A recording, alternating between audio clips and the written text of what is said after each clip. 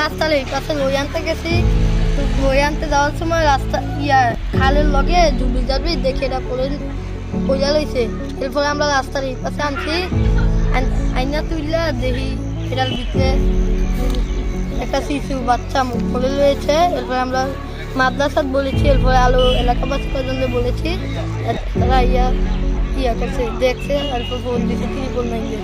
আচ্ছা, এই কার্টনটা কি খোলা ছিল না বন্ধ ছিল? তোমরা খুলছো, খুইলা দেখছো যে বাচ্চাটা মৃত বাচ্চা না?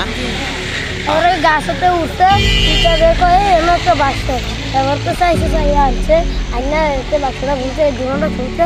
আমি ঘেরে আসলাম।